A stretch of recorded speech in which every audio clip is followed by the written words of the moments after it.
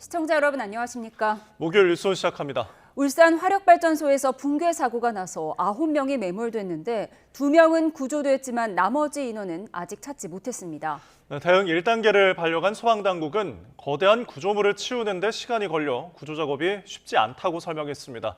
정부는 총력 대응하면서 소방관 안전사고에도 유의하라고 지시했는데요. 취재기자 연결해서 자세한 내용 알아보겠습니다. 김종호 기자. 네, 김종호입니다. 네, 사고가 언제 발생했습니까? 네, 오늘 오후 2시 무렵입니다. 사고가 난 곳은 울산 남구 남하동 한국동서발전 울산화력발전소입니다. 구조물이 무너지면서 아래에 있던 사람들이 매몰됐는데 아직 구조하지 못한 인원이 7명입니다. 앞서 2명은 구조됐습니다. 구조된 2명은 중상으로 파악됐지만 생명에 지장은 없는 거로 알려졌습니다. 소방당국은 대응 1단계를 발령해 구조 작업을 벌이고 있습니다. 펌프차 등 장비 19대와 인력 60여 명 등을 투입했습니다. 크레인으로 작업해야 하는 상황이라 구조에 시간이 걸릴 것 같다는 게 소방당국 설명입니다. 이 크레인은 오후 3시 20분쯤 현장에 도착했습니다. 이번 사고는 발전소에서 직접 신고가 접수된 게 아니라 멀리서 사고를 보고 신고했다고 합니다. 멀리서도 보일 정도로 붕괴 규모가 컸는데 이 거대한 구조물은 가동을 멈추고 해체를 앞둔 보일러 타워입니다. 윤호중 행정안전부 장관은 이번 사고와 관련해 각 기관이 모든 인력과 장비를 동원해 인명구조에 총력을 다하고 이 과정에서 소방대원 안전사고가 나지 않도록 각별하게 유의하라고 지시했습니다. 행안부는 현장 상황 관리관을 급파해 상황을 지원토록 조치했습니다. 지금까지 YTN 김종호입니다.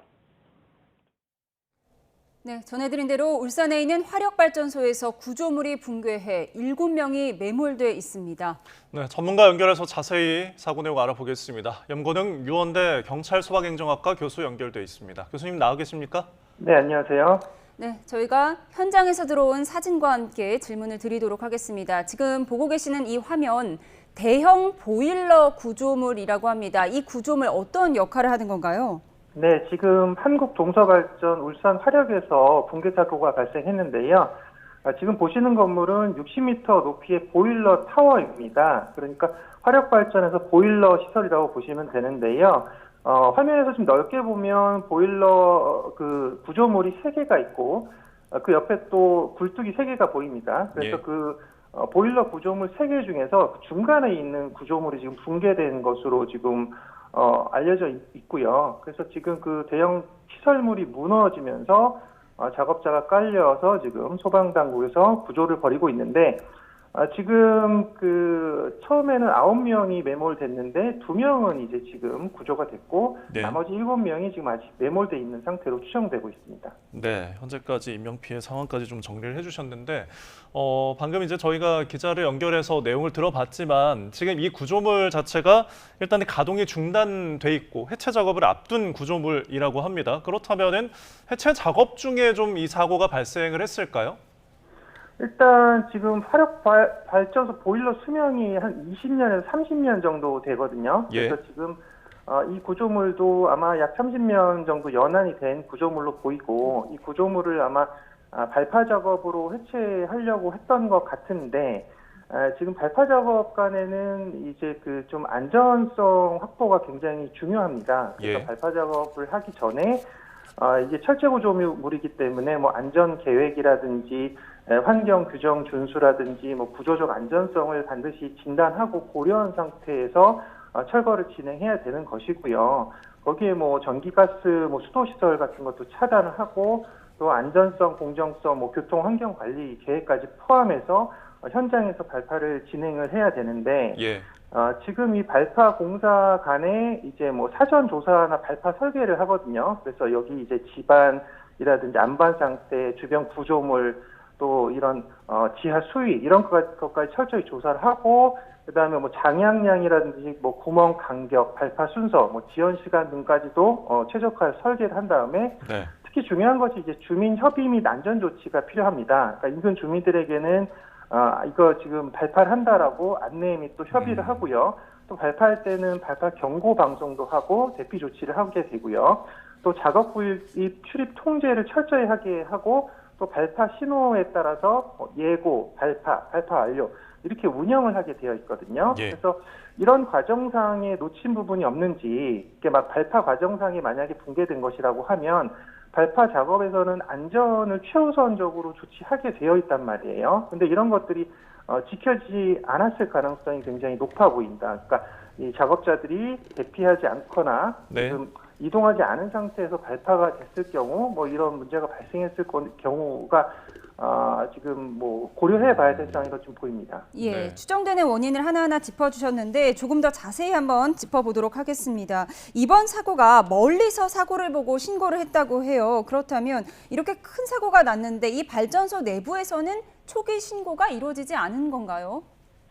아마도 지금 그 이해가 좀 안 되는 부분이긴 해요. 왜냐하면 예. 사고 즉시 한국동서발전에서 신고해서 소방에 구조 요청하고 현장에서도 할 수 있는 구조 조치와 안전 조치를 시행해야 되는데 공장에서 신고가 들어가지 않았다면 뭐 일단 현장에서 대처를 하고 수습한 후에 신고를 하려고 한 건지 아니면 사고를 뭐 축소하거나 은폐하려 한 건지 여부도 확인이 필요한 것 같습니다. 이건 뭐 다만 추정이고요. 아마도 이번 붕괴 사고가 인명피해가 발생했기 때문에 경찰과 소방 등 현장 합동 강습과 함께 또 경찰 수사가 진행될 것으로 보입니다. 그래서 공장에서 신고가 되지 않은 부분은 추후에 수사를 통해서 밝혀져야 할 부분으로 보입니다. 네. 예, 지금 사고 원인에 대해서 짚어주고 계신데요. 관련해서 속보가 들어왔습니다. 이재명 대통령이 울산 매몰 사고를 보고받고 사고 수습, 특히 인명구조에 장비와 인력 등 가용 자원을 총동원하라고 지시했다는 속보가 들어왔습니다. 네, 또한 구조 인력의 2차 안전사고 방지에도 만전을 기해달라고 당부를 했다는 내용까지 전해져 왔습니다. 앞서서 행안부 장관과 국무총리도 이와 관련해서 총력 지시를 한 내용이 있는데요. 저희가 이상 대통령의 발언까지 전해드렸습니다. 저희는 계속해서 대담을 이어가도록 하겠는데요. 앞서서 이제 발파에 대한 부분을 좀 자세히 짚어주셨습니다. 이 해체 과정에서, 그러니까 저희가 지금까지 뭐 발파를 했는지 이 부분은 확인이 아직 되지 않은 것으로 보이는데, 워낙 노후화가 됐다 보니까 지금 20, 30년 이후에 지금 몇 년 동안 가동이 중단된 상태라면은 사후에 좀 관리 부실로 인한 뭐 이런 구조물 붕괴도 있을 수 있습니까? 네, 지금 뭐 두 가지 다 고려해야 될 사항으로 보여요. 이게 아직 정확한 그 보도가 나온 내용은 아니기 때문에 예. 발파 작업 중에 지금 구조물 붕괴가 된 것인지 발파 작업을 하지도 않았는데 구조물이 붕괴가 된 것인지 이 두 가지 여부가 둘 다 지금 사실은 적용될 가능성이 있다는 거죠. 그래서 발파 작업 중에 만약에 사고가 났다라고 하면 네. 발파 작업 중에 해야 될 안전 조치들을 취하지 않았고 또 작업자들이 지금 대피하지 않은 상태에서 발파가 이루어졌기 때문에 사고가 발생했을 가능성도 있는 것이고요. 또 만약에 발파가 되지 않은 상태에서 구조물이 붕괴되었다라고 하면 이것은 노후화된 구조물이 방치돼 있던 그런 상태에서 안전성 점검이 제대로 되지 않은 상태였고 여기에 지금 무리하게 작업자들이 투입된 상태에서 구조물이 무너져 내렸다라고 볼 수밖에 없는 거거든요.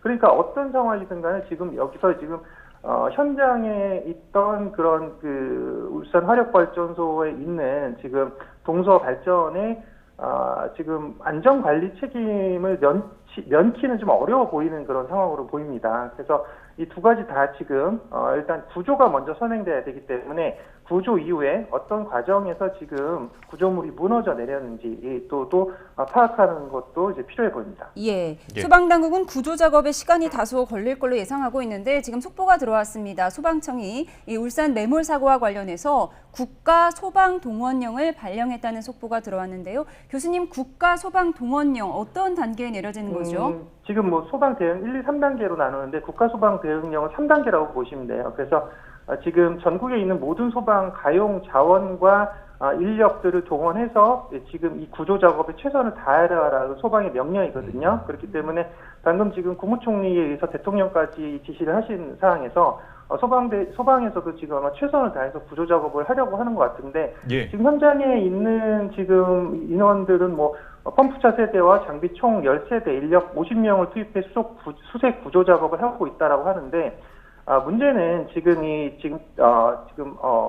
매몰됐을 때 2명이 구조되셨는데 그 2분도 중상이라고 알려져 있었거든요. 네. 나머지 7분들이 매몰돼 있는 분들도 지금 부상 부위가 심각할 가능성도 존재한다라는 거죠. 그렇게 되면 이제 지금 이제 동계 계절에 들어갔기 때문에 예, 지금 동계 상황에서는 해가 일찍 집니다. 그렇기 때문에 이제 오후 이제 해가 진 상황에서 네. 구조 작업이 시행되게 되면 더 구조에서 어려움을 겪을 수가 있거든요. 그렇기 예. 때문에 이제 소방 당국에서 국가소방 동원령을 지금 발령해서 지금 전체 소방에서 가용할 수 있는 장비와 자원, 인력을 모두 동원해서 지금 나머지 7명의 매몰자들을 지금 빨리 신속하게 구조해라라는 내용이고요. 예. 지금 여기는 이제 큰 구조물이 있는데 아마 거대한 구조물을 치우는 게 굉장히 어려울 거예요. 그래서 이게 지금 일단 크레인이 동원돼야 되거든요. 근데 네. 크레인이 방금 YTN에서 보도하셨지만 3시 20분, 오후 3시 20분에 도착을 해서 아마 크레인이 도착했기 때문에 그래도 구조물을 치우는 시간이 조금 더 빨라질 것 같습니다. 그래서 이런 거대한 구조물을 빨리 치우는 것이 우선돼야 되고요. 또 현장 작업자들의 진술을 통해서 매몰된 위치를 파악해야 됩니다. 아마 예. 매몰되기 직전에 그 현장에서 있었던 작업자들이 어느 위치에 있었다라는 것을 알고 있기 때문에 그 위치를 좀 파악하고 또 붕괴된 구조물을 걷어내면서 구조 작업을 진행해야 하는데 이게 철제 구조물이기 때문에 이제 또 섣불리 건들게 되면 이 매몰된 근로자들이 2차 피해를 당할 우려가 있습니다. 그래서 또 매몰된 구조자 중에서 부상이 심한 경우가 있다든지 이런 경우에 대비해서 조심해서 또 구조물을 걷어내야 하거든요. 예. 그래서 물론 속도도 중요하지만 이 신속한 구조와 조심스러운 철거가 병행된 상태에서 안전하게 구조가 돼야 됩니다. 지금 또 말씀드렸듯이 일단 해가 지게 되면 구조 작업에 어려움을 겪기 때문에 예. 지금 해가 떠 있는 시간 동안 구조를 마칠 수 있도록 관계기관의 신속한 구조 작업이 필요합니다. 예, 알겠습니다. 저희가 지금 이제 철근 구조물인 만큼 굉장히 유의해서 인명 구조를 해야 된다는 말씀까지 덧붙여 주셨습니다. 저희 지금까지 염건웅 교수와 함께 이야기 나눠봤습니다. 계속해서 들어오는 속보는 저희가 또 전해드리도록 하겠습니다. 오늘 말씀 고맙습니다. 네, 감사합니다. 대통령 경호처는 작년 비상계엄 상황과 영장 집행 과정에서 발생한 부적절한 처신으로 국가적 혼란을 초래하고 국민께 상처를 안겨드린 점에 대해 무척 송구스럽게 생각한다고 사과했습니다. 강병인 기획관리실장 직무대리는 오늘 국회 운영위원회 국정감사 업무보고 모두 발언에서 이같이 밝혔습니다. 이어 법적 절차를 준수하며 낮은 경호를 실천하는 등 국민의 신뢰를 받는 대통령 경호처로 거듭 태어나겠다는 걸 이 자리를 빌려 약속드린다고 덧붙였습니다.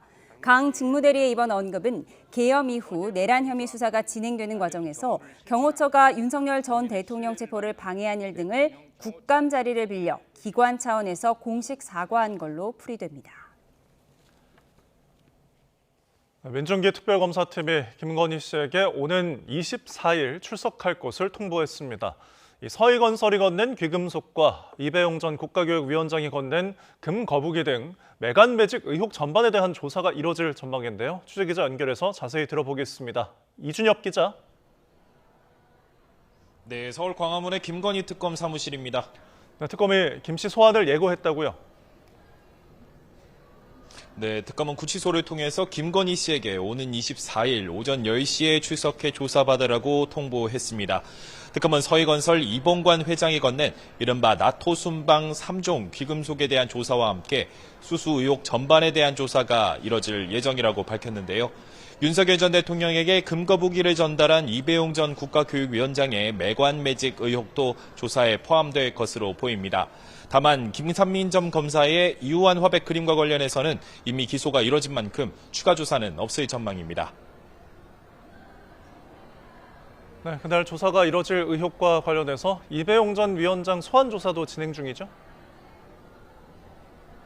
네, 오늘 오전 10시부터 이배용 전 국가교육위원장이 참고인 조사를 받고 있습니다.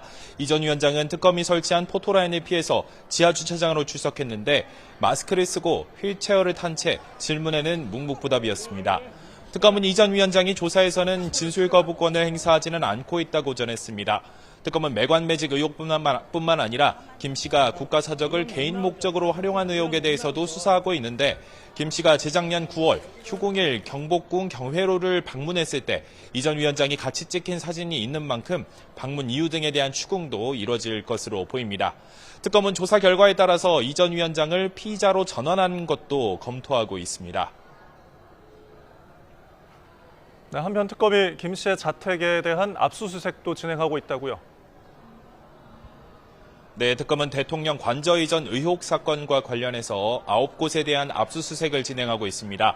윤석열 전 대통령 부부가 살던 서울 서초구 아크로비스타 자택, 해당 건물 지하에 있는 코바나 콘텐츠 사무실, 한남동 관저 내부 공사를 맡았던 21g 사무실, 21g 대표 주거지와 관련자 사무실 등이 포함됐는데요. 다만 관저 이전 특혜와 관련해 기존에 알려진 내용이 아닌 새로운 혐의 사실에 대한 압수수색이라며 불가피함을 강조했습니다. 앞서 김건희 씨 측은 이미 여러 차례 압수수색과 자료 확보가 이뤄진 상황에서 수사의 비례성과 적정성을 준수하고 있는지 의문이라며 반발했습니다. 보석신문을 앞두고 또다시 별건의 증거인멸 우려를 명분으로 삼으려는 거라면 재판 절차에 대한 부당한 압박으로 비칠 수 있다고 주장했습니다. 어지럼증과 불안 증세를 호소하며 지난 3일 법원에 보석을 청구한 김 씨의 신문은 오는 10일 서울중앙지방법원에서 열립니다. 지금까지 서울 광화문 김건희 특검에서 YTN 이준엽입니다. 네, 울산 화력발전소 붕괴 사고와 관련해서 속보가 들어와서 전해드리겠습니다. 현재 앞서서 매몰된 7명 가운데 2명에 대한 발견이 이뤄졌다는 소식이 들어왔습니다. 매몰된 7명 가운데 2명이 발견돼서 현재 구조를 준비하고 있다는 소식입니다. 아직 구조가 완료된 상황은 아니고요. 구조 작업에 지금 준비를 해서 구조가 곧 이뤄질 것으로 보입니다. 저희가 앞서서 전해드린 인명피해 내용과 관련한 사고 속보가 들어왔습니다. 현재 그러면 5명이 매몰된 상태로 2명이 발견돼서 구조 준비 중에 들어있다라는 소식까지 들어왔습니다. 자세한 내용은 더 들어오는 대로 전해드리겠습니다. 다음 소식입니다. AI 거품 논란에 어제 급락했던 코스피가 오늘 반등해서 장중 4,100선을 회복했지만 상승세가 약해지면서 4,000선에서 마감했습니다. 코스닥은 상승과 하락을 반복하는 혼조세 끝에 890선에서 하락 마감했습니다. 취재기자 연결해서 증시 소식 알아보겠습니다. 유환웅 기자, 코스피가 반등에 성공했는데요. 증시 상황 정리해 주시죠. 네, 코스피는 2.2% 오른 4,092로 출발해 한때 4,100선을 회복하기도 했습니다.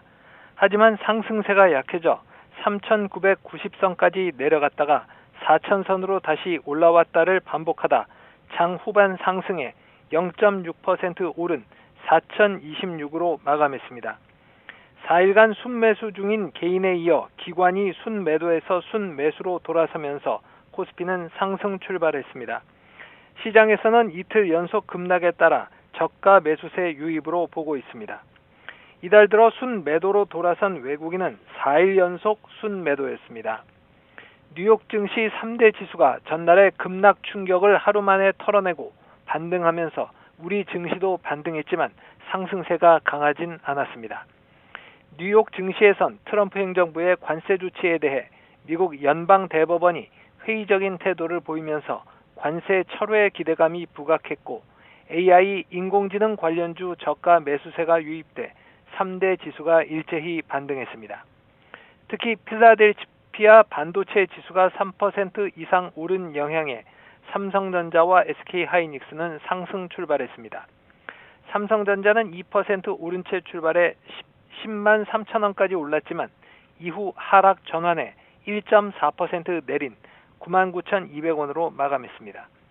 SK하이닉스는 4% 오른 채 출발해 60만 7천 원까지 오르는 등 상승세를 이어가다 2.4% 오른 59만 3천 원으로 마감했습니다. 장 초반 시가총액 상위 종목 대부분 상승세였지만 시간이 가면서 희비가 엇갈렸습니다.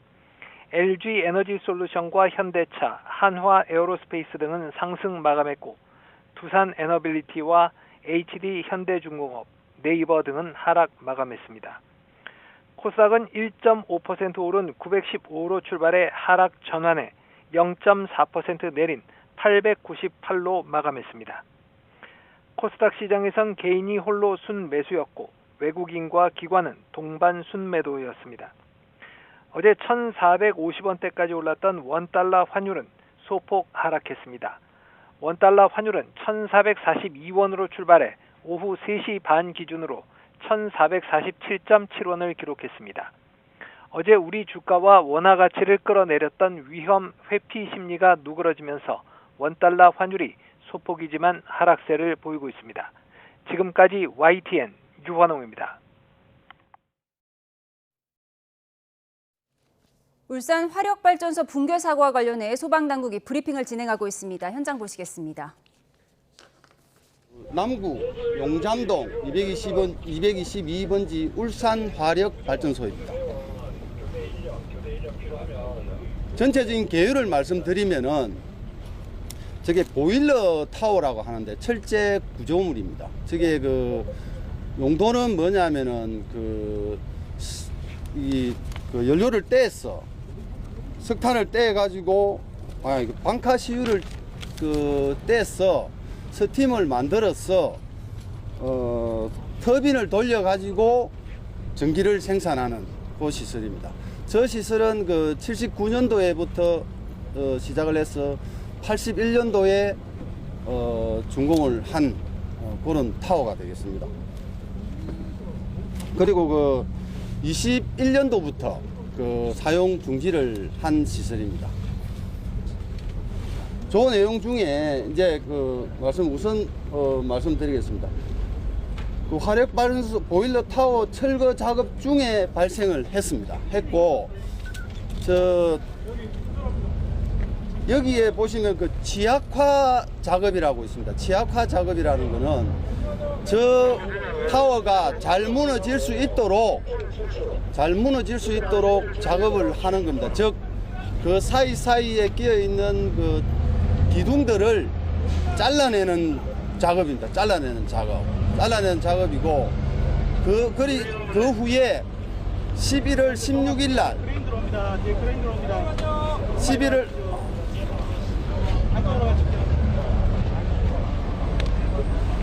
조금만 기다려주세요. 잠시만 기다리면.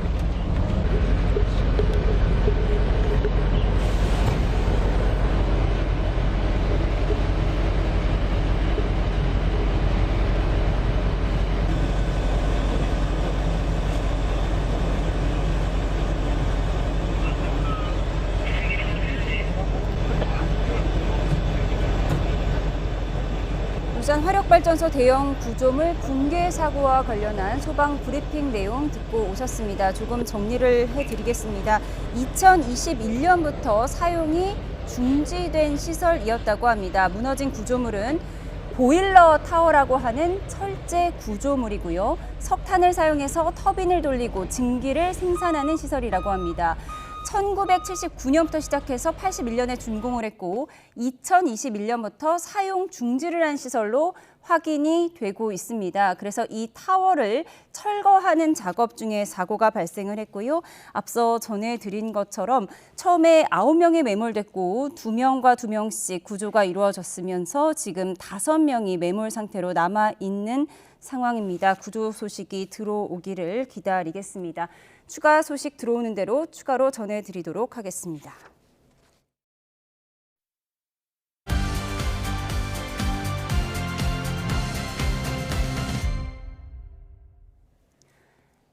정치의 겉과 속을 들여다보는 정치원 시작합니다. 오늘은 김현정 민주당 대변인, 강명구 국민의힘 조직부총장 두 분과 함께 날카로운 분석해보겠습니다. 어서 오십시오. 네, 오늘 국회에서는 이재명 정부 대통령실에 대한 첫 국정감사가 열리고 있습니다. 그런데 여야 간의 몸싸움으로 번지면서 1시간 만에 정회되기도 했는데요. 의원 간의 이른바 배치기 장면 영상으로 확인해 보시죠. 부장님, 그럼 요약해서 간략하게 좀 진행을 해주세요. 나라 말아먹은 거 어떻게 복귀하고 있는지 들으셔야 될 거 아닙니까? 민주당은 윤석열 정부 법률비서관을 지낸 주진우 의원이 대통령실 국감에 참여하는 건 이해 충돌이라고 주장했고, 주 의원은 김현지 실장에 대한 의혹을 제기해온 자신을 입틀막하는 것이냐며 반발했습니다. 주진우 의원이 앉아 계실 곳은 피감기관 증인석입니다.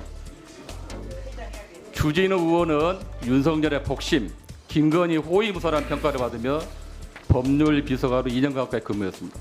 이해 충돌 문제를 제기하는 거는 부끄러운지 아세요? 지금 여기는 잠시만요. 이재명 대통령의 변호인 출신도 민주당의 운영위원으로 들어와 있습니다. 야당 의원 입김막 해가지고 그렇게까지 김현지를 보호하고 싶습니까? 이후 여야 간의 고성이 이어져 김병기 운영위원장은 정회를 선언했는데요. 회의장을 나가던 중 송원석 국민의힘 원내대표와 이기현 민주당 의원 사이에 배치기를 하는 모습이 포착됐습니다. 이후 두 사람은 바로 기자회견을 열고 책임 공방까지 벌였는데요. 들어보시죠. 송원석 대표의 격한 표현으로 민주당이 국감을 안 하려고 하는 생각이다라고 세게 발언하셔서 제가 비겠다라는 저에게 몸을 던지다시피 했습니다. 갑자기 이기현 의원이 육중한 몸집으로 다가오더니 저는 회의장 문을 나가려고 하다가 돌아서 있는 상태인데 그대로 몸을 부딪히게 되었습니다. 네, 예상대로 대통령실 국감에 김현지 실장은 출석하지 않았습니다. 그리고 정회 후에 퇴장하는 과정에서 송원석 의원과 이기현 의원 간의 배치기하는 물리적 충돌까지 발생을 했는데 이 뭐 동물국회가 다시 재연되는 것 아니냐 이런 비판까지 나오고 있어요. 어떻게 보십니까? 네, 좀 아쉽네요. 이제 운영위가 이제 대통령실에 대한 국정감사를 하는 것인데 사실 이번에 그 에이펙 그 다자회의라든지 뭐 정상회담 관련해서 또 확인할 것도 많이 있고 또 후속 조치들도 많이 필요하잖아요. 그런 좀 정책 국감을 했으면 좋았을 텐데 지금 저 최원일 의원하고 주진 의원 간의 저런 그 설전이 이어진 뒤에 이제 파행이 이제 되고 정의하는 과정에서 저런 이제 약간 이제 충돌이 좀 일어났는데 그 내용도 보면 결국은 김현지 실장 얘기였어요. 그러니까 이제 계속 김현지를 시작해서 김현지로 계속 이게 계속 그렇게 김현지 스토킹 국감이라는 얘기가 나올 정도로 계속 김현지 실장만 계속 물고 늘어지니까 우리 민주당 입장에서는 좀 그거에 대해서 이제 뭐 오후 1시까지는 그러면 증인으로 출석하겠다라고까지 했음에도 불구하고 또 그것도 거절하고 그래서 이런 과정들이 좀 있었는데 좀 안타깝습니다. 지금이라도 남은 시간 동안에 좀 정책 국감 했으면 좋겠다는 생각이 드네요. 네, 말씀하신 것처럼 여야는 전날까지 김현지 실장의 증인 채택과 관련한 협의를 진행했지만 결국 무산이 됐는데요. 김 실장 불참에 국민의힘에서는 안고 없는 찐빵이라는 표현도 나왔습니다. 김현지 실장이 오전 국감에만 출석할 수 있다는 말도 나왔는데 왜 무산이 된 걸까요? 들어보시죠. 김현지 없는 김현지 국감이 돼버렸죠. 그래서 이제 운영이 국정감사가 이제 국정감사의 마지막인데 이 뭐 안고 빠진 찐빵 같은 느낌은 듭니다. 오전만 출석하겠다 이런 얘기들을 하시더라고요. 이게 참 황당한 얘기가 뭐냐면 통상 10시에 시작하면 인사말하고 기간 업무 보고 하면은 의사진행 반응을 통해서 자료 요구 이런 걸 하거든요. 우리가 질의할 수 있는 시간은 한 3, 40분밖에 안 돼요. 3, 40분 출석해서 답변하는 게 무슨 국감이 되겠습니까? 왜 오전에 출석하겠다고 그랬잖아요. 그러니까 반반 시킨 스타일은 안 하겠다는 건여서 아니 그러니까 결렬이 된 것 그렇게 같아요. 꼭 궁금한 게 많고 예. 질문을 할 게 많았으면은 왜 그걸 안 받았는지. 근데 제가 듣기로는 저 국민의힘에서 말만 저러지 실제로 나오는 걸 원하지 않았다고 그래요. 그게 안 나와야 뭐 자기들한테 유리하다 저렇게 베일에 가려놔야. 네, 잠시 속보가 들어와서 먼저 전해드리고 대담 이어가겠습니다. KT에서 무단결제 피해 고객에 대해서 번호이동 위약금을 전원 면제해주겠다고 발표를 했습니다. 오는 10일부터 5개월 동안 100GB의 무료 데이터도 제공할 예정이고요. 15만 원 상당의 단말기 교체 또는 통신 할인을 지원할 거라고 밝혔습니다. 또한 소형 기지국 펜토셀 관리 체계를 대폭 강화할 것이라고 밝히면서 정보 유출 고객에 한해서 위약금을 전액 면제해 주겠다고 밝혔습니다. 자세한 소식 들어오는 대로 추가로 전해드리도록 하겠습니다. 네, 정치원 대담 이어가도록 하겠습니다. 김현지 실장이 오전에만 나올 수 있다 이런 얘기도 들렸는데 국민의힘에서는 반반 치킨은 안 받겠다 이렇게 밝혔잖아요. 그 원인을 두고 유인태 사무총장은 오히려 국민의힘에서 김현지 실장 안 나오는 것이 유리하다 이런 해석도 있었다는 거예요. 어떻게 보십니까? 예, 상황을 한번 설명 한번 드려보겠습니다. 오전 출석만 하자. 이거는 민주당의 생색내기용 꼼수라고밖에 안 된다. 왜 그러냐면 보통 우리가 국정감사 오늘 질의하는 거 다 보셨잖아요. 보통 10시에 시작합니다. 기간 보고하고 인사 말씀하고 자료 조출 요구하고 의사진행 발언하면 11시가 넘어요. 만약에 오늘 김현지 그 실장이 출석했다면 한 20, 30분 질의 순서밖에 안 되는 거예요. 그럼 5분씩 만약에 나눠서 한다 그러면 한 대여섯 분의 위원들께서 질의하는 수밖에 없고 중요한 거는 여야 협상 간에 그 여당께서 요구한 정인들이요. 오전에 출석시킬 테니 니들 윤석열 정부 70명을 요구했어요. 윤석열 대통령 플러스 행정관들까지 70명의 정인을 요청했었어요. 김현지 실장 한 명이 나온다면 오전 윤석열 나오면 정부 관련 70명을 나오게 요구했다. 이게 윤석열 정부 국정감사 물타기지. 네. 어떻게 그 흔히 말하는 지금 현 정부에 대한 운영이 국정감사라고 할 수가 있겠습니까? 이게 아까 말씀드린 대로 오전 출석은 생색내기용 꼼수에 불과했다. 그래서 받을 수가 없는 상황이었다. 그렇게 말씀드리고 싶습니다. 예, 그러니까 유인태 사무총장이 말했던 국민의힘이 오히려 김현지 실장을 베일에 감춰놓는 것이 국민의힘한테 유리하다라는 그 해석은 동의하지 않으시는 거죠? 자, 우리 상식적으로 생각해 보면은요. 저도 국정기획비서관을 해봤지만 이렇게 정권에 부담되고 여당에 부담되는 인사를 흔히 말하는 비서관 하나 지키기 위해서 온 여당의 국회의원들께서 다 나섰고요. 철통 방어를 위해서 저렇게 애쓰시는데 도대체 이분이 누구시길래 어떤 분이길래 어떤 존엄을 갖고 계시길래 난리를 피우는지 아무 문제가 없으면 떳떳하게 나오셔가지고 국정감사에 임하시면 됩니다. 왜냐하면요, 총무비서관의 역대 총무비서관이요, 1992년 23년 동안 단 한 번도 빠진 적이 없어요. 왜 그러냐? 역대 정권의 총무비서관은요, 대통령의 최측근이 임명되기 마련이고요. 그리고 이 총무비서관이라고 얘기하는 했던 김현지 비서관이 인사와 예산을 다뤘거든요.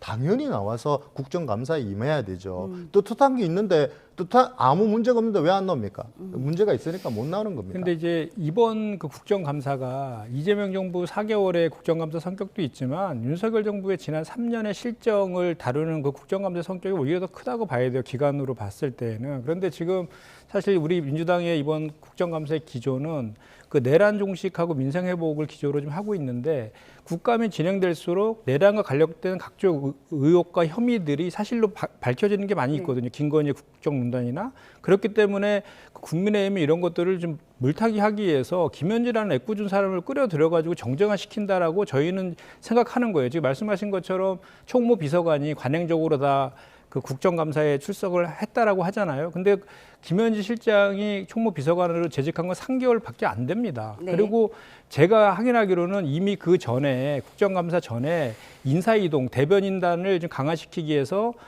김남준 부속실장을 대변인으로 합류하는 그런 것 때문에 연쇄적으로 인사가 좀 예정되어 있어서 근데 그 인사와 관련된 거 미리 얘기할 수는 없으니까 그런 사연도 한편에 이제 깔려 있었는데 그래서 부속실장으로 이전할 그 예정이었다라는 것까지 깔려 있었는데 그럼에도 불구하고 계속 국민의힘에서 요청을 하니까 그러면 그 3개월 동안에 원래 그 총무비서관한테 3개월 동안에 물어볼 거 있으면 바뀐 총무비서관한테도 사실 물어보면 되는 겁니다. 정책 국감이라고 한다라고 하면.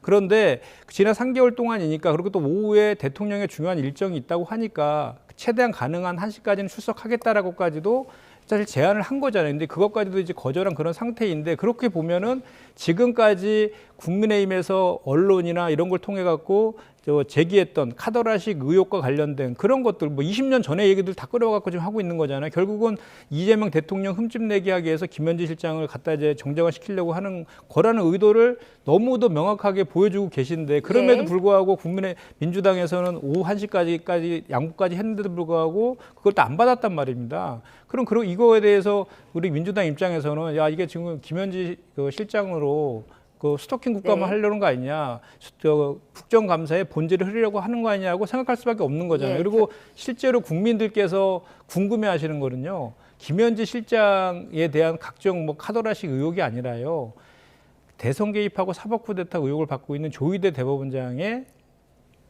국회 출석입니다. 예, 양당의 입장 들어봤습니다. 결국 대통령의 최측근 김현지 실장은 나오지 않았고요. 운영위는 파행을 겪으면서 의원들 간의 배치기 장면까지 연출됐습니다. 다음 소식 알아보겠습니다. 취임 뒤에 처음으로 광주를 찾은 국민의힘 장동혁 대표가 광주 5.18 민주묘지를 찾아 참배하려고 했는데 결국 무산이 됐습니다. 그 장면 보시죠. 여기가 어디라고 가네! 장동혁 물러나! 나오세요 이제. 지금 뭐 하는 거야? 너 어디지 장동혁 같은 잡자가 지금? 네, 광주 시민들이 화환과 명패를 철거하며 강하게 항의했는데요. 결국 장동혁 대표를 비롯한 국민의힘 지도부, 참배가 가로막히자 묵념 약식 참배를 마친 뒤 발길을 돌려야 했습니다. 민주당은 장동혁 대표의 광주행에 대해 그 발걸음은 통합이 아니라 민주주의의 상처 위에 구두 자국을 남기는 정치 쇼에 불과하다. 계엄에도 하나님의 계획이 있다고 망언하고 내란 혐의로 구속된 윤석열 전 대통령을 면회하는 등 부정선거 음모론 세력과 손을 잡더니 이제 와서 광주를 찾는 건 헌화가 아니라 저주일 뿐이라고 비판을 쏟아냈습니다. 5.18 민주묘지 지난 5월 한덕수 총리가 방문했을 때도 이런 일이 있었죠.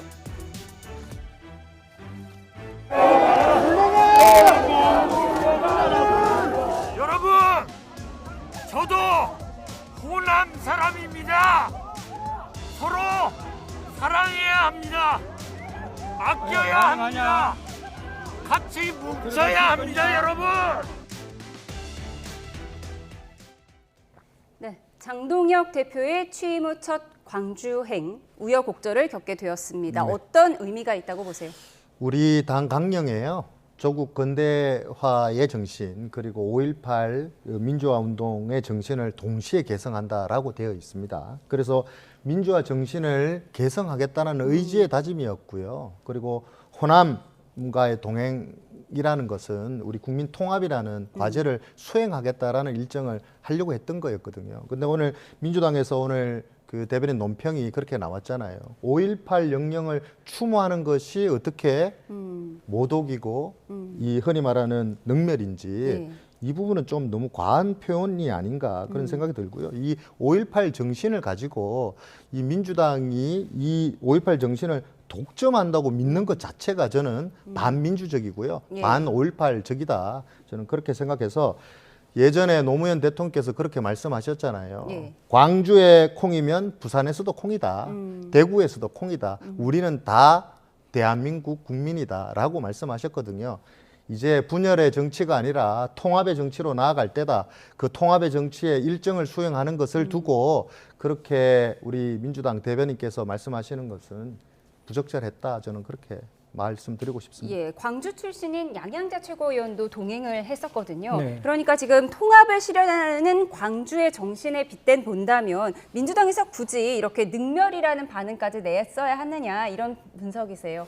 그러니까 이제 그 장동혁 대표가 호남의 그 민생을 챙기고 지역 현안을 듣겠다, 그리고 호남과 동행하겠다라는 취지는 저는 뭐 좋다고 봅니다. 다만 이제 그 5.18 묘지 참배와 관련해서는 지금 그러니까 진정한 통합 그리고 화합 뭐 이런 말씀을 하시지만 그것은 그 진정한 행동이 뒤따랐을 때 그게 진정성이 이제 믿을 수 있는 거잖아요. 그런데 장동혁 대표가 그간의 그 언행들을 보면은 뭐 그 계엄에도 하나님의 계획이 있다라고 발언도 하셨고 그 내란 수괴 혐의를 받고 있는 윤석열에 대해서 면회도 하시고 또 부정선거 주장하는 분들을 계속 옹호하고 계시고 이렇게 그 오히려 윤 어게인 정당을 표방하면서 그쪽 구구 세력들과 절연하지 못하고 있는 상황 아닙니까? 그런데 5.18 묘지 같은 경우는 민주주의를 지키려다가 쓰러져간 영령들이 모셔져 있는 곳이잖아요. 그런데 그러한 태도 변화 없이 그냥 와서 통합이라는 이름으로 와서 참배한다고 하는 것은 광주 시민들이 봤을 때는 이거는 그 진보와 보수를 갈라치기 하려는 그리고 구구를 결집하려고 하는 정치 쇼다라고 이제 비춰지는 거죠. 그래서 저는 그런 그 기존의 그 태도들, 그러니까 그 뭐랍니까 불법 계엄을 옹호하고 내란을 미화한 세력들과 결별하는 그런 행동들이 뒤따랐을 때 진정한 통합과 화합도 있을 수 있다 이렇게 말씀드립니다. 예, 특히 광주가 계엄에 대한 아픈 기억이 있기 때문에 그러한 논평이 불가피했다라고 말씀을 주셨습니다. 잠시 속보를 먼저 전해드립니다. 울산 화력발전소 구조물 붕괴 사고와 관련해서 지금 소방당국에서 추가 브리핑을 진행하고 있습니다. 들어보시죠. 시간이 좀 꽤 걸릴 것 같아요. 보는 상태입니다. 지금 크레인하고 구조 전문가하고 그 다 지금 지금 불러놓은 상태고 여기 좀 진행이 돼야 완전히 이제 구조 작업이 본격적으로 그렇게 될 것으로 판단됩니다. 일단 지금 현재 발견한 두 사람은 지금 이렇게 완전 구조를 한 거는 아니고 지금 구조 중이라는 거를 말씀을 드리고 아까 처음에 이제 발견된 두 분은 뭐 의식, 호흡 뭐 이런 게 다 명료하니까 지금 현재 병원으로 이송한 상태입니다. 네, 그런 상태고 아까 그 말씀하신 그 관계자가 있었냐 이 부분은 그 한진중공업 관계자가 처음에 신고를 했고 또 그분은 또 그 현장에 또 있었고 그런 상태입니다. 발전소 관계자는 그거는 지금 확인이 지금 현재는 안 됩니다. 현재는 안 되고 좀 이따가 확인될 것 같습니다. 지금 진행 구조 중인 2명은 좀 생명에 좀 지장이 없는 상태니까요. 그거를 지금 단정하기가 좀 쉽지가 않습니다. 쉽지가 않고 현재 지금 뭐 구조하는 중이니까 어느 정도 구조를 해봐야 그 어떤 상태인지 말씀을 드릴 수 있을 것 같습니다. 소통이 가능한 상태입니까? 지금 뭐 이렇게 아니 거기까지도 말씀드리기는 현재는 좀 어렵습니다. 위로 채팅이 얼마나 깔려 있는지도 확인되지 요 밖에서 보시면 저 구조물이 있지 않습니까?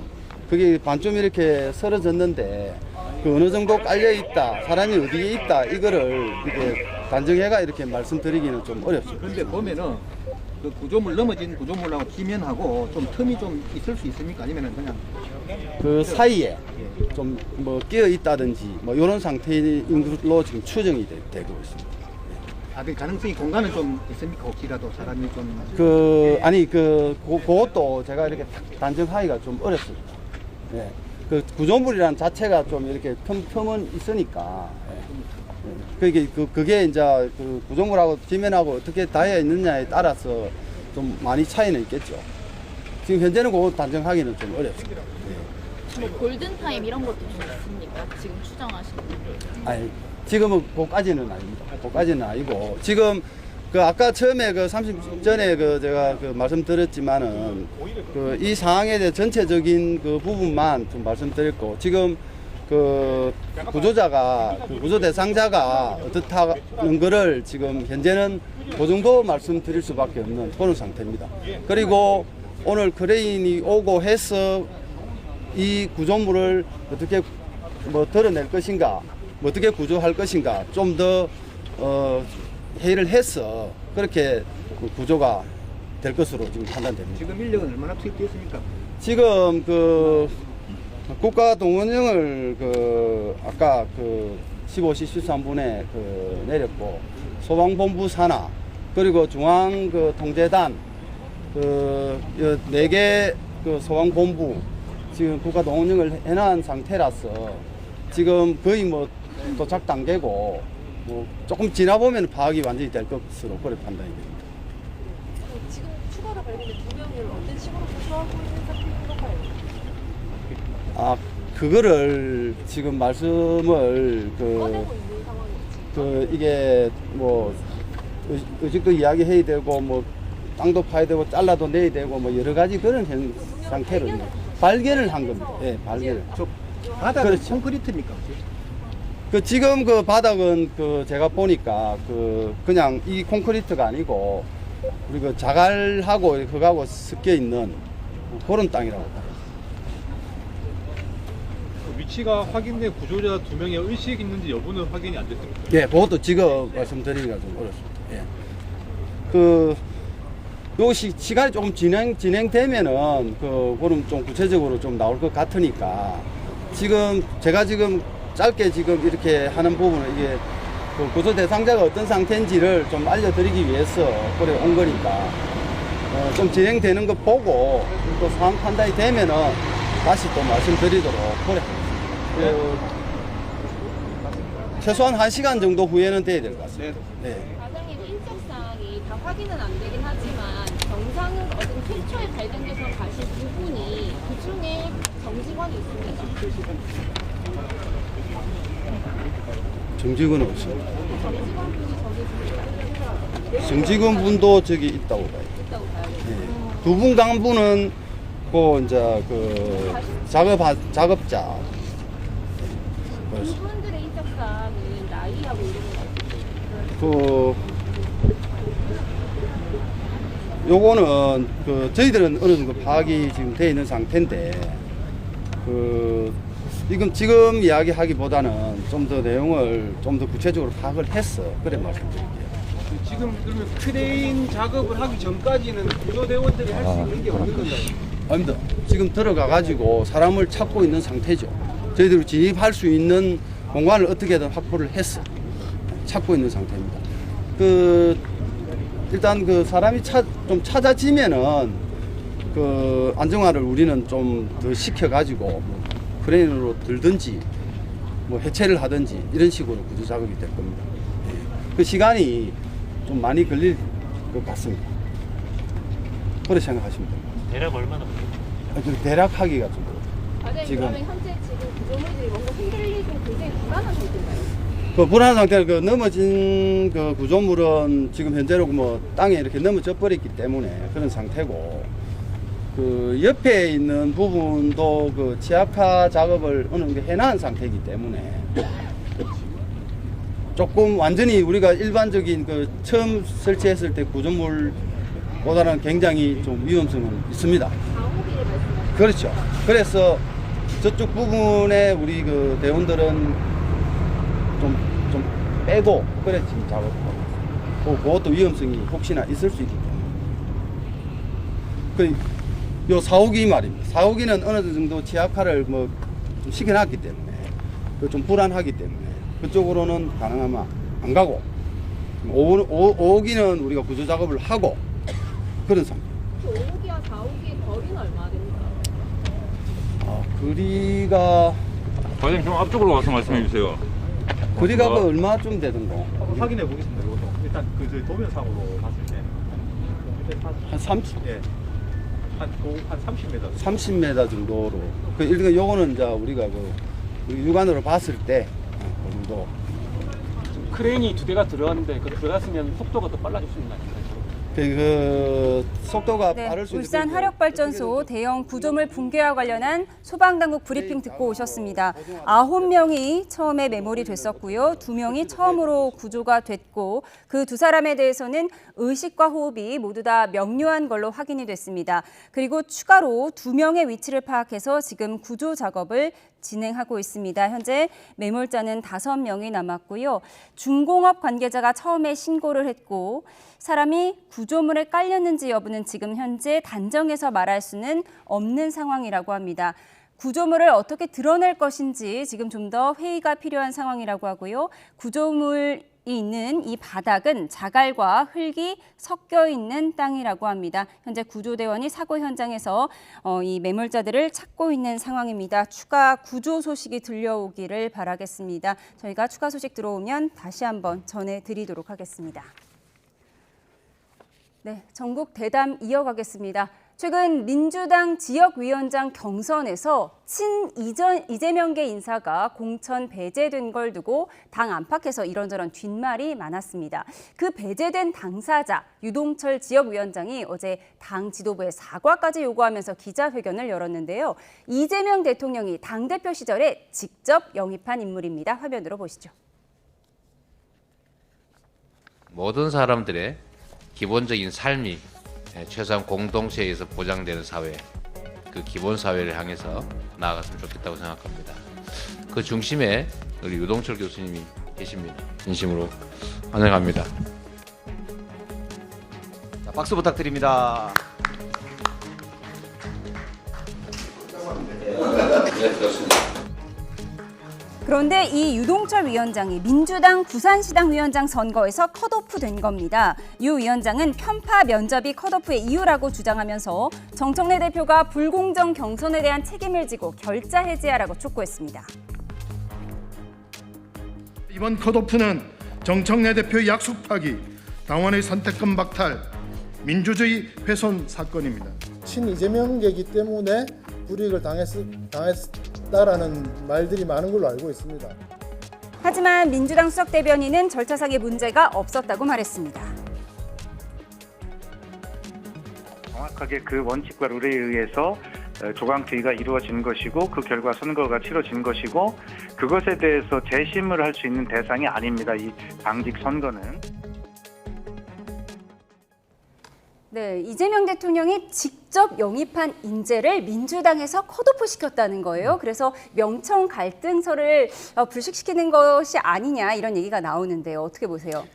명청 간의 갈등, 당정 간의 갈등은 반드시 자기 이익이 있어야 이루어지는 거거든요. 지금 내년에 지방선거가 있기 때문에 정청래 당대표와 이재명 대통령 간의 갈등이 시작됐다. 공천 갈등이 시작됐다. 저는 이게 대외적으로 드러난 것 자체가 우리가 주목해 볼 만한 사건이다라고 저는 이렇게 보는 게, 이분이 아까 뭐 앵커님도 말씀하셨고 우리 방송에서도 말씀하셨다시피 이재명 대통령 본인께서 직접 인재 영입을 통해서 들어오신 분이고, 그리고 친명 외곽 조직인 그 더민주혁신회의 멤버이기도 하거든요. 그런데 이분이 컷오프 됐어요. 면접에서 능력이나 자질이나 비전은 묻지도 않고 그 소문으로 떠도는 괴 소문만 질문을 집중적으로 했다는 거예요. 이분이 어제 주장했던 거는 다 그게 공작인데, 나에 대한 공작인데 나에 대한 비전이나 능력은 묻지 않고 그냥 그 괴 소문만 가지고 나를 평가했다라는 게 이분의 얘기고,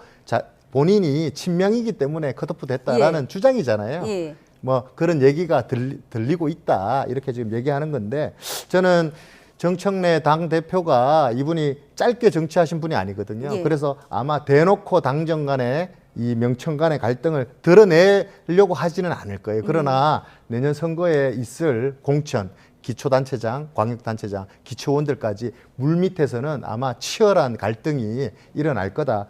그러나 우리는 또 이걸 보고 이 타당의 이렇게 분열과 자멸을 지켜보는 데 있어서 그걸 뭐 좋아한다 이런 것보다 우리는 우리가 잘해서 좀 국민들에게 칭찬받는 일을 해야 된다라고 오늘 이 말씀을 좀 드리고 싶습니다. 이른바 명청 갈등설, 지금 이런 얘기도 나와요. 정청래 대표가 친문계와 손잡고 차기 대권에 도전할 것이다. 이 과정에서 친 이재명계를 배제하는 것이 아니냐 이런 분석도 나오는데요. 어떻게 보세요?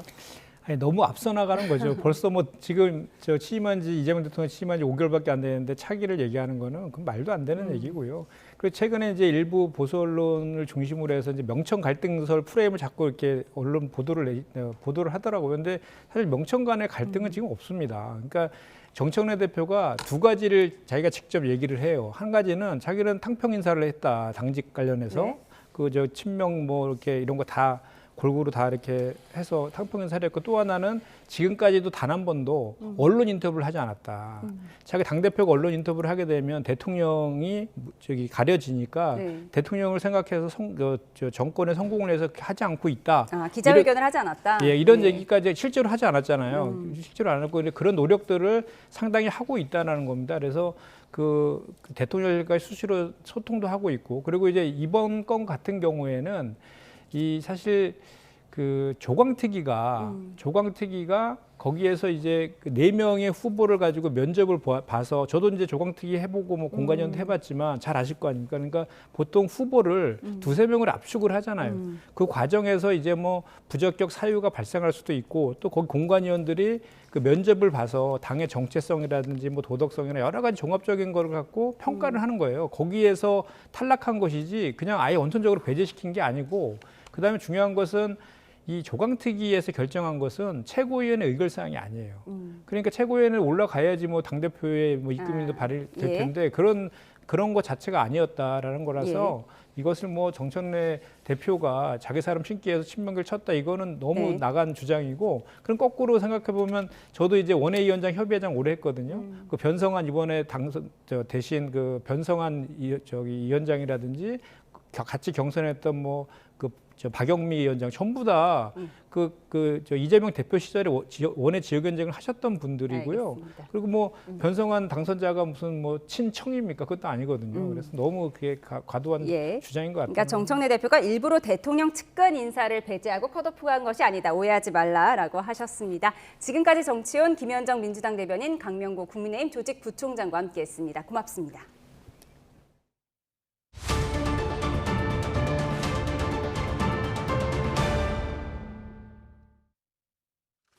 재개발 조합 사무실에서 흉기 난동을 벌여 조합원들을 숨지게 한 혐의로 구속영장이 청구된 전직 조합장이 영장 심사에 출석하지 않았습니다. 서면 심리로 구속 여부가 결정될 예정인데요. 자세한 내용 취재기자 연결해 들어보겠습니다. 표정호 기자, 흉기 난동범이 구속 전 피의자 신문에 나타나지 않았다고요? 네, 오늘 오후 2시 반부터 서울 동부지방법원에서 살인과 살인 미수 혐의를 받는 60대 남성 A씨에 대한 구속영장 실질 심사가 진행됐습니다. 경찰은 오늘 오전 언론 공지를 통해 A씨가 구속 전 피의자 신문을 포기했다고 밝혔는데요. 직접 법정에 출석하지 않기로 하면서 본인 입장을 소명할 기회를 포기한 겁니다. 재판부는 영장 실질심사 포기서를 접수한 뒤 제출된 수사서류 등을 검토하면서 예정된 영장 실질심사를 진행했습니다. 구속 여부는 이르면 오늘 안에 결정될 것으로 보입니다. A씨는 지난 4일 서울 천호동에 있는 재개발조합 사무실에서 임시조합장과 직원 등 모두 3명에게 흉기를 휘둘러 1명을 숨지게 하고 2명을 다치게 한 혐의를 받습니다. 네, 전직 조합장 A씨가 평소 조합에서 여러 갈등을 빚었던 걸로 보인다고요? 네, YTN이 확보한 조합의 해임 결의안에는 A씨는 지난 9월 조합을 대표할 의무와 책임을 포기하고 주택 정비 사업을 망가뜨리려 한다는 이유로 해임됐던 걸로 나타났습니다. 이보다 앞선 지난 7월쯤엔 조합원에 대한 성추행 사건으로 고소당했고 지난달 31일 검찰이 약식 기소해 벌금형을 구형받기도 했습니다. 경찰은 보복 범행에 해당하는지 조사를 이어가면서 추가 혐의 적용을 검토할 걸로 보입니다. 지금까지 사회부에서 YTN 표정우입니다. 해외 유명 금융회사로 속인 뒤 200억 원을 가로챈 캄보디아 거점 범죄 조직원들이 대거 적발됐습니다. 경찰은 이들이 수익을 나눠주며 믿음을 주다가 큰돈을 투자하면 잠적하는 돼지도살 수법을 썼다고 밝혔습니다. 이수빈 기자입니다. 모니터가 질비한 사무실, 책상 위엔 휴대전화들이 널려 있고 대화창이 쉴 새 없이 움직입니다. 태국과 가까운 캄보디아 국경 도시 오스마의 한 리조트에 있는 사기 조직 사무실의 모습입니다. 이들은 지난해 2월부터 1년 반 동안 영국이나 미국에 본사를 둔 해외 유명 투자업체 4곳의 직원인 척 속이며 고수익 보장을 약속했습니다. 대화방에선 공범끼리 하나는 투자 전문가인 양 종목을 분석했고 다른 하나는 투자 성공담을 꾸며내며 바람잡이 역할을 했습니다. 유혹에 넘어간 이들에겐 가짜로 만든 주식 매매 앱을 휴대전화에 깔게 했고 돈을 입금하면 정말 수익이 난 것처럼 조작된 숫자를 표시했습니다. 이렇게 믿음을 쌓다가 더 큰 투자금을 입금하면 잠적했는데 피해자 229명이 퇴직금부터 아들 결혼자금까지 모두 194억 원을 뜯겼습니다. 돼지 도살 수법이라고 있습니다. 신뢰가 형성된 다음에 조금씩 피해금을 늘리도록 현치금을 늘리도록 쫙 늘린 다음에 한 번에 싹 들고 튀면서 사라지는 겁니다. 경찰은 일당 54명을 검거하고 이 중 18명은 구속해 모두 검찰에 넘겼습니다. 검거된 이들 대부분은 20대에서 30대였는데 경찰은 이들 대부분이 돈벌이나 카지노 빚 때문에 불법인 줄 알고도 캄보디아 조직에 가담했다고 밝혔습니다. YTN 이수빈입니다. 내란 특검 수사가 막바지를 향해 달려가는 가운데 특검이 대통령실에 수사기간 연장 승인을 요청했습니다. 내일 윤석열 전 대통령 부부의 재판도 예정돼 있는데 전직 대통령 부부로서는 처음으로 피고인 신분으로 법원에 동시에 나올 전망입니다. 현장에 취재기자 나가 있습니다. 신기혜 기자. 네, 내란 특검 사무실입니다. 네, 특검이 마지막 기간 연장에 나섰죠? 네, 특검은 어제자로 수사기간 연장 승인 요청서를 대통령실에 보냈다고 밝혔습니다. 박지영 특검보는 오늘 브리핑에서 국민의힘 추경호 의원 체포동의안 표결이 오는 27일로 예상되고 있다며 수사기간 연장이 불가피하다고 밝혔습니다. 현재 기준으로 특검 수사기간이 끝나는 날은 오는 14일인데 이번 요청이 승인되면 다음 달 14일까지로 기간이 늘어납니다. 이와 관련해 박 특검보는 통상 기간 만료 3일 전까지 연장을 요청하게 돼 있는데 대통령의 판단 등 여러 사정을 고려해 어제 보내게 됐다고 설명했습니다. 이런 가운데 어제 진행된 국회 정보위원회 국정감사에서는 비상계엄 당일 대검찰청 실무자가 방첩사령부 실무자에게 먼저 전화를 걸어 출동 여부를 물었다는 증언이 나왔는데요. 박 특검보는 두 실무자가 통화한 사실은 확인했다며 정보위 회의록 등을 통해 사실관계를 확인할 예정이라고 말했습니다. 네, 그리고 내일 윤석열 전 대통령 부부가 동시에 재판을 받을 예정이죠? 네, 서울중앙지방법원 417호에서는 내일 오전 윤 전 대통령의 체포방해 혐의 재판이 진행되는데요. 같은 시간 311호에서는 김건희 씨의 자본시장법 위반 등 혐의 재판도 열립니다. 윤 전 대통령과 김 씨 모두 재판에 출석하겠다는 입장인데 이렇게 되면 전직 대통령 부부로서는 처음으로 피고인 신분으로 동시에 법정에 서는 상황이 연출되는 겁니다. 다만 법정이 다른 데다가 대기할 때도 두 사람이 같은 장소를 쓰는 건 아니라서 마주치게 될 가능성은 거의 없어 보입니다. 지난 8월 말 김건희 씨가 기소된 뒤로 법원에선 두 사람의 재판이 계속 이어져 왔습니다. 재판 일정이 서로 겹치는 날도 있었는데요. 윤 전 대통령이 건강 등을 이유로 자신의 재판에 나오지 않으면서 두 사람이 동시에 법원에 출석한 경우는 그동안 없었습니다. 지금까지 내란 특검 사무실에서 YTN 신기입니다. 네, 유네스코 세계유산인 종묘 맞은편에 40층 안팎의 고층 건물 건축이 허용됐습니다. 정부가 고층 건물을 지을 수 없도록 서울시의회를 상대로 낸 소송에서 대법원이 시의회의 손을 들어줬습니다. 박순표 기자입니다. 조선시대 역대 왕과 왕비의 신주를 묘신 종묘입니다. 단순하면서도 정제된 장엄함이 주변 경관과 어우러져 조선시대 최고의 건축물이라는 평가를 받습니다. 특히 정전 앞의 공간은 종묘의 핵심입니다. 종묘 정전, 저 길이가 100m 넘는 저 길이가 물체처럼 타고 왔는데 그 다음부터는 저 종묘 정전은 잘 보이지 않고 앞에는 공간이 이제 보이기 시작한 거예요. 아, 건축을 이제부터 새로 시작해야 되겠구나. 논란은 2004년 종묘 맞은편 세운사구역 재개발에서 시작됐습니다. 종묘의 역사 문화 환경을 해친다는 지적이 계속됐고 오랜 논의 끝에 2018년 건축물의 높이를 71.9m로 제한했습니다. 그런데 층고 제한으로 사업성이 떨어지고 재개발이 계속 표류하자 서울시 의회 등이 건축물의 최고 높이를 141.9m까지 허용했습니다. 도심 한가운데 녹지도 만들고 그리고 재개발을 더욱더 활성화해서 민간 자본이 활발하게 들어올 수 있도록 하는 사업. 그 사업을 추진하기 위해서 종묘 앞에 건물들이 높이가 조금 높아집니다. 대법원도 서울시 의회의 손을 들어줬습니다.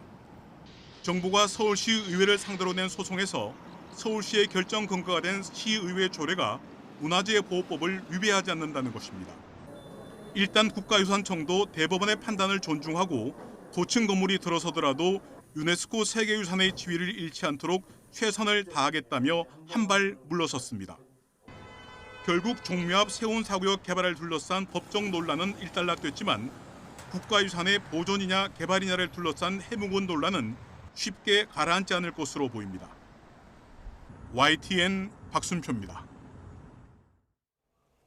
코스피가 장중 6% 넘게 하락했던 어제 공매도 거래 대금이 1조 9천억 원으로 2년여 만에 최대치를 기록했습니다. 한국거래소에 따르면 5일 기준 코스피와 코스닥 시장 공매도 거래 대금은 1조 9,072억 원이었습니다. 투자자별로 공매도 금액을 보면 외국인이 전체 67%였고 기관이 32%, 개인이 1% 순이었습니다. 공매도는 주식을 빌려서 팔고 주가가 내려가면 다시 사들여서 빌린 주식을 갚는 방식으로 차익을 얻는 투자 기법입니다.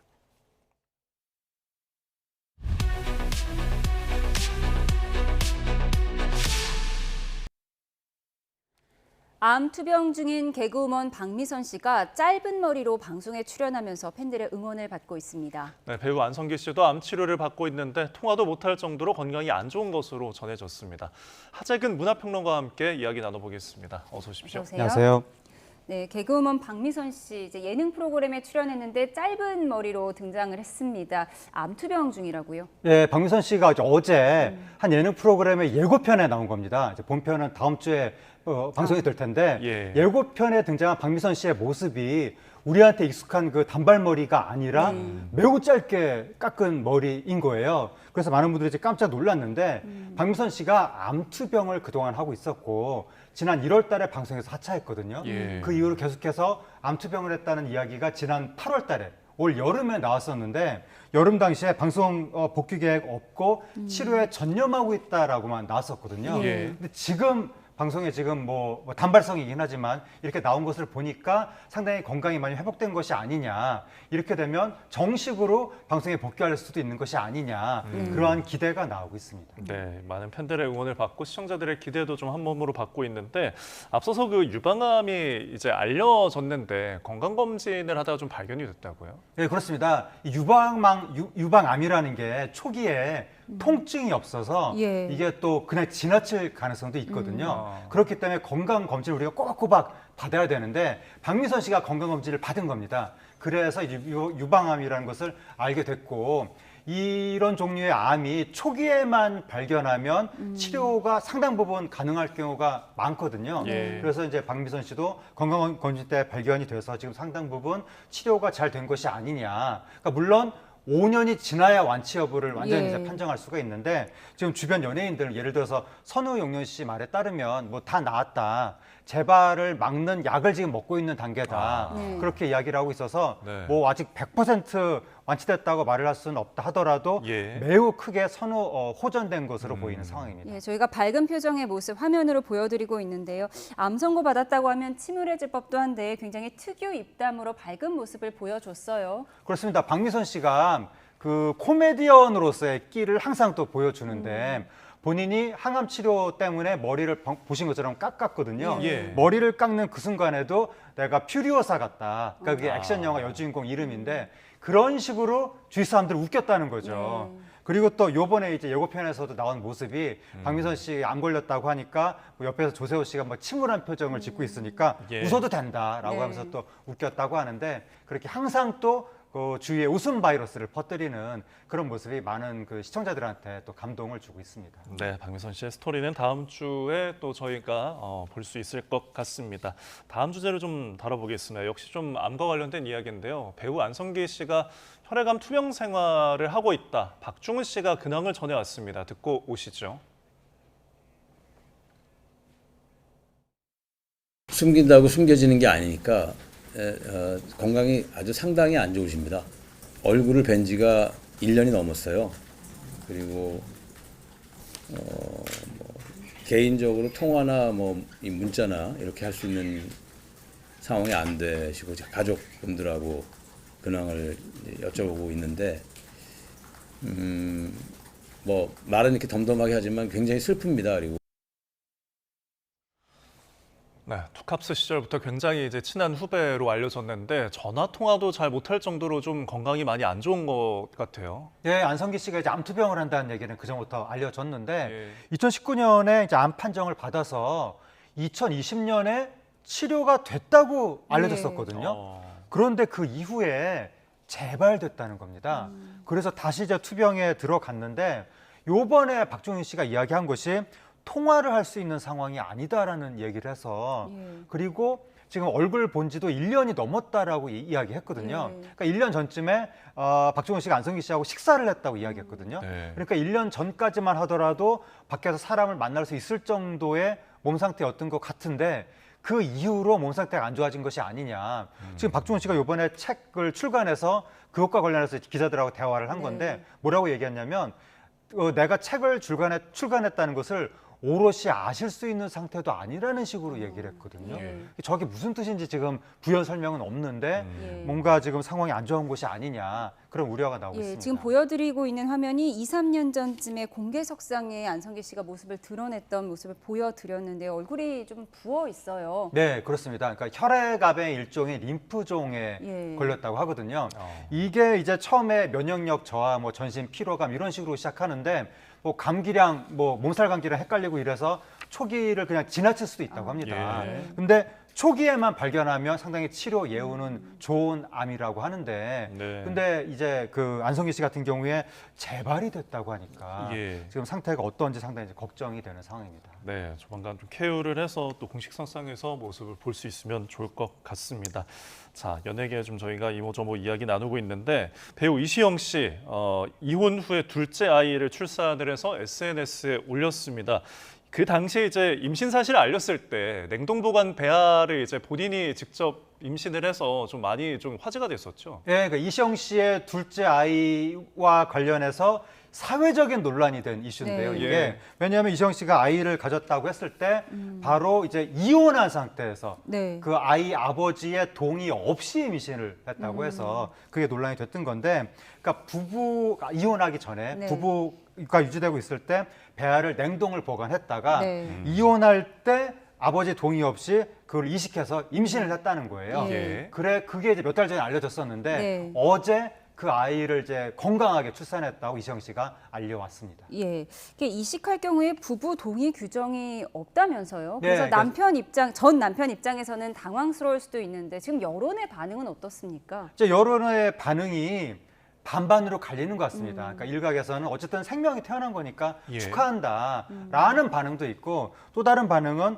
그래도 그러니까 당사자의 동의를 받아야 되는 것이 아닌가. 예. 당사자가 동의도 없이 자신의 아이가 태어난다면 또 당황할 수 있지 않겠느냐. 그런 얘기도 나오고 있어서 여론이 지금 엇갈리고 있는 것 같은데, 이거는 단순한 뭐 연예계 이슈 차원의 문제가 아니라 예. 이러한 냉동배와 그 임신에 대해서 우리가 어떻게 할 것인지 법적으로 조금 논의를 해야 될 사안인 것 같습니다. 네, 굉장히 이제 사회적인 물음을 던진 일화인데 일단은 이 전 남편이 양육의 책임을 다하겠다라고 했습니다.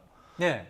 그러니까 전 남편이 처음에 이제 애당초에는 임신에 동의를 하지 않았지만 네. 임신했다는 걸 알게 된 다음부터는 어쨌든 아이는 생긴 거니까 거기에 대해서 아버지로서의 책임은 다하겠다라고 입장을 밝힌 상태입니다. 예. 앞으로 어떤 형태로 양육을 하게 될지 좀 주목되는 부분이 있습니다.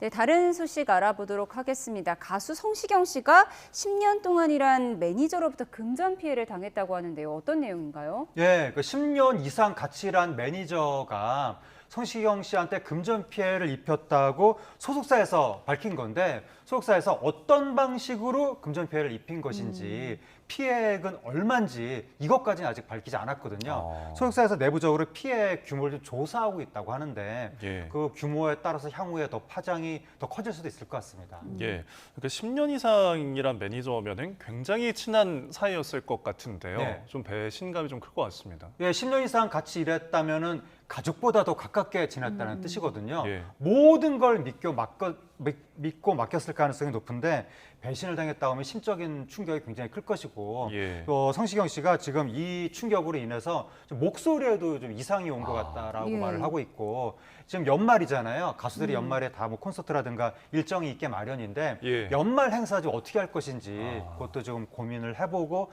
판단하겠다고 했습니다. 예, 성시경 씨가 저렇게 SNS에 심경을 밝히기도 했는데요. 그 해당 매니저 관련해서 다른 내부 폭로도 나왔다고요? 지금 공연 스태프라고 하는 쪽에서 해당 매니저가 성시경 씨 콘서트에 초대권 같은 표를 빼돌려서 몇억 원 규모의 부당 이득을 취한 것이 아니냐라는 의혹을 제기했는데, 지금 소속사에서는 피해 규모 조사한다고 하고, 또 스태프라는 쪽에서는 또 뭐 콘서트 피해 이런 거 주장을 네. 했기 때문에 이런 진짜로 이렇게 피해가 발생했다면 이런 부분에 대해서는 경찰 조사가 필요한 부분이 아닌가, 그런 생각도 드는 대목입니다. 알겠습니다. 성시경 씨의 콘서트는 뭐 예매도 힘들 만큼 굉장히 어려운 부분이 있는데요. 지금까지 연예계 이야기들 하재근 문화평론가와 함께 나눠봤습니다. 고맙습니다. 고맙습니다.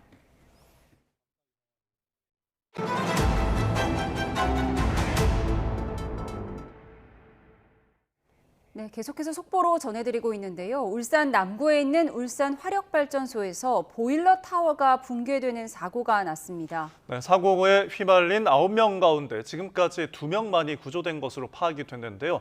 현장에 나가 있는 취재 기자 연결해서 자세한 내용 들어보겠습니다. 차상은 기자. 네, 울산 화력발전소 붕괴 사고 현장에 나와 있습니다. 네, 지금 현장 상황 어떻습니까?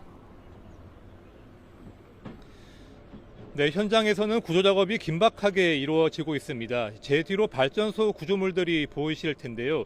이 가운데 한 개동이 지면 쪽으로 완전히 기울어져서 쓰러진 모습을 발전소 외부에서도 확인할 수가 있습니다. 울산 화력발전소에서 붕괴 사고가 났다는 신고가 소방에 접수된 건 오늘 오후 2시쯤입니다. 무너진 시설물은 가동이 중단된 높이 60m 정도의 보일러 타워입니다. 타워를 철거하기 위한 해체 작업을 진행하던 중에 사고가 난 것으로 파악됐습니다. 이 사고로 현재 작업자 7명이 매몰된 것으로 소방당국은 보고 있습니다. 60대와 40대 작업자 등 2명은 사고 초기 현장에서 구조돼 병원으로 이송됐고, 조금 전에 2명의 위치가 추가로 확인돼 구조 작업이 이루어지고 있습니다. 하지만 나머지 5명의 매몰자는 위치가 파악되지 않은 것으로 보입니다. 초기 구조자 2명은 60대 남성과 40대 남성으로 두 사람 모두 중상을 입었지만 생명에는 지장이 없는 것으로 알려졌습니다. 소방당국은 국가소방동원령을 발령하고 크레인 등 장비 19대와 인력 61명을 투입해 수색과 구조작업을 벌이고 있습니다. 붕괴한 구조물을 크레인으로 옮기면서 작업이 진행돼야 해서 시간이 걸릴 것으로 예상됩니다. 사고 소식이 전해지자 김민석 국무총리는 행안부와 소방, 경찰 지자체에 가용한 모든 장비와 인력을 동원해 인명을 구조하라고 긴급 지시했습니다. 지금까지 울산 화력발전소 붕괴 사고 현장에서 YTN 차상입니다. 미국 연방대법원이 도널드 트럼프 미국 대통령이 한국 등 세계 각국에 부과한 광범위한 관세가 적법한지 가리기 위한 심리를 벌였습니다. 네, 이 관세 부과가 대통령의 권한에 해당하는지 치열한 공방이 펼쳐졌는데요. 대법원 결정은 미국 안팎에 큰 파장을 가져올 전망입니다. 워싱턴에서 신윤정 특파원이 보도합니다. 워싱턴 DC 대법원 청사에서 3시간 가까이 진행된 관세 소송 구두 변론의 쟁점은 트럼프 대통령이 국제비상경제권한법 아이파를 관세 부과의 법적 근거로 삼은 것이 정당한지였습니다. 이 법은 국가 비상사태에 대응해 대통령에게 수입을 규제할 권한을 부여하고 있습니다. 트럼프는 지난 4월 미국의 대규모 무역 적자를 이유로 국가 비상사태를 선포하고 아이파에 근거해 국가별 상호관세 부과를 발표했습니다. 사우어 법무차관은 트럼프가 비상 권한을 사용한 건 미국의 무역 적자가 미국을 경제, 안보적 재앙 직전의 상태로 몰아넣고 있다고 판단했기 때문이라는 주장을 반복했습니다. It's the power to regulate foreign commerce. These are regulatory tariffs. They are not revenue-raising tariffs. 반면 소송을 제기한 중소기업 측은 관세는 곧 세금이라며 헌법은 과세 권한을 오로지 의회에만 부여했다며 트럼프 대통령이 권한을 넘어섰다고 반박했습니다. Only Congress has the power to impose tariffs on the American people, and tariffs are nothing but taxes on the American people. 보수 성향 대법관을 포함해 상당수 대법관은 비상사태를 근거로 제한 없는 관세를 부과할 수 있다는 행정부 주장에 상당한 의구심을 나타냈다고 CNN과 뉴욕타임스 등은 보도했습니다. The vehicle is imposition of taxes on Americans, and that has always been the core power of Congress. 앞서 1심과 2심은 트럼프 대통령이 비상 권한을 활용해 전 세계의 관세를 부과한 조치가 불법이라고 판단했습니다. 대법원에서 트럼프 대통령이 최종 승리할 경우 사실상 의회 견제 없이 관세 부과를 이어나갈 수 있게 돼 전방위적 관세 정책은 더 탄력을 받을 것으로 전망됩니다. 반대로 대법원이 제동을 건다면 트럼프 대통령이 언제든지 원하는 품목에 원하는 수준의 관세를 제한 없이 부과하기는 어려울 것이라는 전망도 동시에 나옵니다. 트럼프 대통령이 최종 패하더라도 관세를 부과할 다른 법적 수단은 여전히 남아있는 만큼 관세 정책에 대한 대비는 계속 필요하다는 지적입니다. 워싱턴에서 YTN 신윤정입니다. 뉴욕시장으로 당선된 조란 맘다니는 트럼프 대통령을 향해 볼륨을 높이라며 도발했고 트럼프 대통령은 이제 시작이라고 경고했습니다. 세계 급육의 중심지이자 자본주의의 심장인 미국 뉴욕시장에 민주사회주의자를 자처하는 맘다니가 당선되자 월가는 바짝 긴장하고 있습니다. 뉴욕에서 이승윤 특파원입니다. 뉴욕시장으로 당선된 조란 맘다니는 트럼프 대통령을 향해 보고 있는 걸 알고 있다면서 볼륨을 올리라며 도발했습니다. So Donald Trump, since I know you're watching, I have 4 words for you. Turn the volume up. 트럼프 대통령은 이제 시작일 뿐이라며 경고의 메시지를 보냈고 민주당이 일본의 자살 특공대인 가미카제 같다고 주장했습니다. I just got back from Japan. I talked about the kamikaze pilots. I think these guys are kamikaze. They'll take down the country if they have to. 그동안 트럼프 대통령은 맘다니가 뉴욕시장이 되면 연방 지원금을 끊을 수 있다고 위협해왔습니다. 맘다니의 급진적인 공약에 반대해온 세계 금융의 중심지인 뉴욕 월가도 맘다니의 당선에 전전긍긍하고 있습니다. AQR 자산 운용의 공동 창업자인 클리프 에즈니스는 SNS에 영화 혹성 탈출의 마지막 장면을 올리며 맘다니의 당선에 당혹감을 감추지 못했습니다. 앤서니 폼플리아노 프로페셔널 자산운용 최고 경영자는 사회주의자가 뉴욕시장에 당선된 건 미친 짓이라며 격앙된 반응을 보였습니다. 반면 한때 맘다니를 마르크스주의자라고 불렀던 JP모건 체이스의 제이미 다이먼 CEO는 맘다니를 돕겠다며 협력 방안을 모색하기로 했습니다. 제인 프레이저, 시티그룹 최고 경영자와 억만장자인 빌 에크먼, 퍼싱스퀘어 캐피털 회장도 협력 의사를 밝히며 화해의 손길을 내밀었습니다. 월가의 경제 전문가들은 앞으로 맘다니의 뉴욕시장 임기가 세계에서 가장 공격적인 정치를 즐기는 트럼프 대통령과 정면으로 맞붙는 중요한 시험대가 될 것으로 내다봤습니다. 뉴욕에서 YTN 이승윤입니다.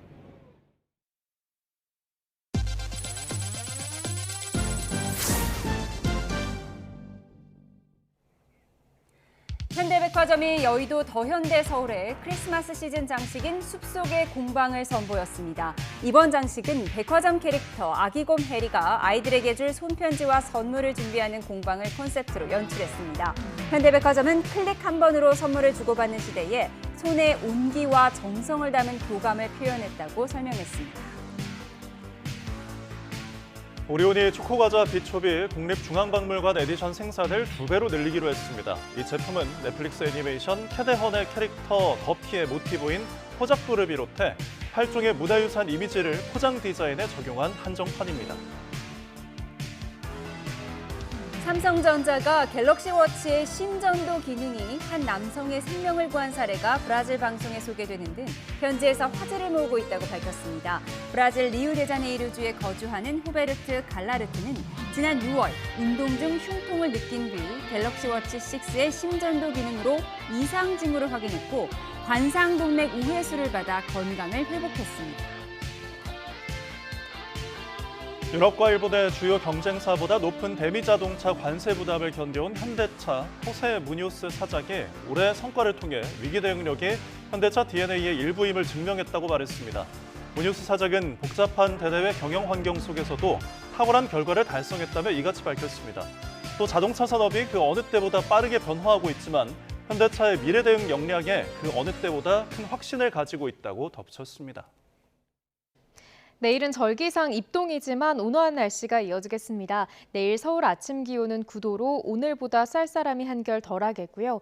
한낮 기온은 20도까지 올라서 평년 수준을 5도가량 웃돌겠습니다.